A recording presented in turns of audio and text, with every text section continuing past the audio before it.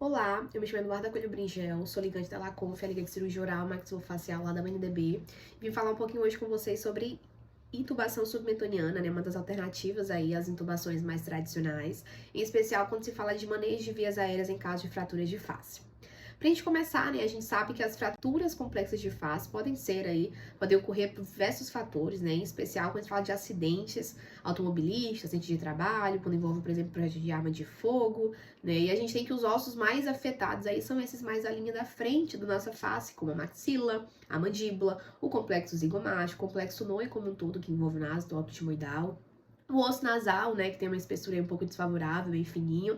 Então, quando a gente tem esse tipo de fratura envolvendo aqui os ossos da nossa face, a atuação do cirurgião bucomaxilo basicamente se atém à redução e fixação dessas fraturas, que ocorrem na maioria das vezes por anestesia geral. E sabe que o paciente submetido à anestesia geral precisa de alguma forma que mantenha aí a sua, né, respiração. Então, o manejo das vias aéreas ocorre, né, por meio aí de intubações. As mais conhecidas são a orotraqueal, a nasotraqueal e a tradicional traqueostomia, tá?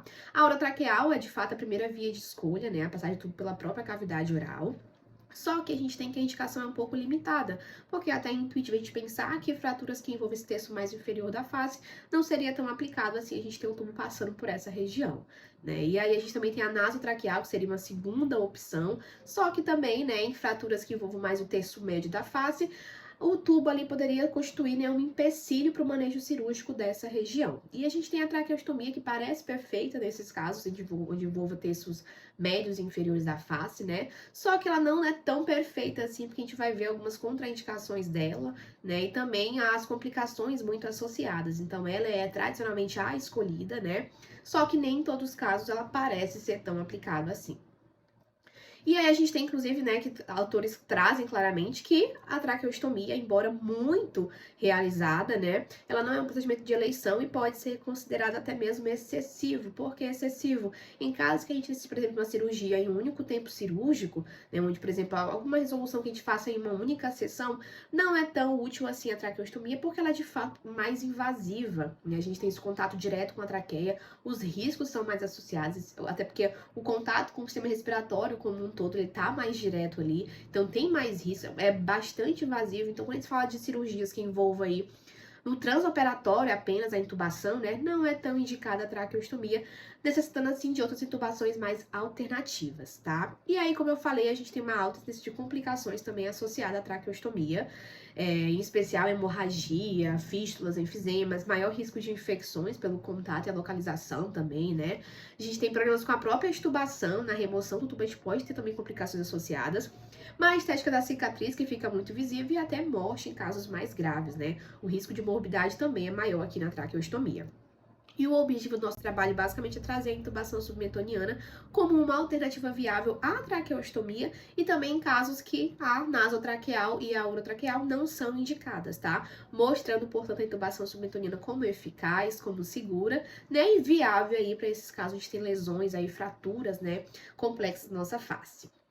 E a gente tem os resultados, a metodologia, na verdade, que traz aí essas bases de dados, né, buscando aí através da intubação submetoniana, os descritores, os traumas de face, cirurgia bucomaxilofacial, no recorte temporal de 2016 a 2021, utilizando idiomas inglês e português, e com alguns critérios de inclusão que traziam, né, trabalhos que traziam a intubação submetoniana como foco, né, e aí como opção alternativa à nasotraqueal, à orotraqueal e também a traqueostomia, e critérios de exclusão, alguns artigos que não abordavam diretamente a intubação submetoniana e também outros que fugiam do nosso recorte temporal e aí do foco do nosso trabalho. Ao todo foram selecionados 7 artigos completos que atendiam todos os requisitos da nossa pesquisa. E a gente tem agora, de fato, os resultados, né, trazendo a intubação submetoniana sim como uma alternativa viável.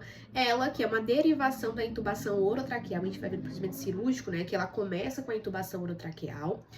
Primeiramente realizada lá em 86, então já é uma técnica muito segura e eficaz há muito tempo, né, por Hernandes Altamir, que utilizou justamente quando né, na situação onde ele estava operando, a intubação orotraqueal e nasotraqueal era contraindicada e também ele queria evitar complicações da traqueostomia. Inclusive hoje, né, a gente continua sendo essa a principal indicação da submetoniana, né? Justamente para quando a gente tem evitar complicações da traqueostomia, né? E também quando a gente tem essa orotraqueal e nasotraqueal não são aplicadas. Então a principal indicação é essa, realização da ventilação mecânica do paciente. evita a necessidade de traqueostomia, uma traqueostomia letiva. A técnica cirúrgica é considerada segura, menos invasiva, tem baixa morbidade, melhor estética, a cicatriz fica mais escondidinha ali, né? A posição do tubo também é mais favorável, ela fica mais na posição inferior, então se já é bom com a traqueostomia, com a intubação submetoniana é ainda melhor. A gente também tem baixos índices de complicações e, como eu falei, né, é uma técnica mais, assim, simples, digamos assim, do que a traqueostomia. Então, tem várias indicações, verificação da relação oclusal, quando a gente quer um bloqueio maxilomandibular durante o período transoperatório, cirurgia ortognática, rinoplastia, e a contraindicação da intubação subcutânea, na verdade, é uma indicação da traqueostomia, que são os pacientes que necessitam de um período prolongado de ventilação assistida. Então, preciso de um paciente ser entubado, por exemplo, durante dias, claro que a subcutânea não seria tão indicada assim, exigindo aí a traqueostomia, tá? E aí o procedimento basicamente envolve, né, começa, como eu disse, com uma orotraqueal, então a intubação começa de fato pela cavidade oral.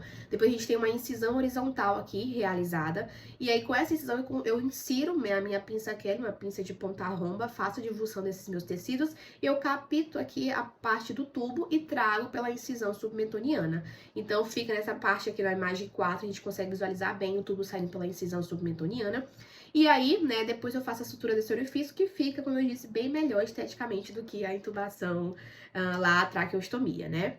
E aí a conclusão é que se mostra uma técnica rápida e simples, as taxas de complicações são baixas, são seguras e eficazes, né? Onde a intubação, lá como eu disse, as outras intubações não são indicadas, facilita acesso do geral ao terço médio e inferior da face, baixa morbidade e evidencia seu papel para otimizar o manejo de vias aéreas em pacientes com lesões faciais complexas, como a gente discutiu em todo o trabalho. Essas foram as nossas referências utilizadas. Agradeço pela atenção e até mais.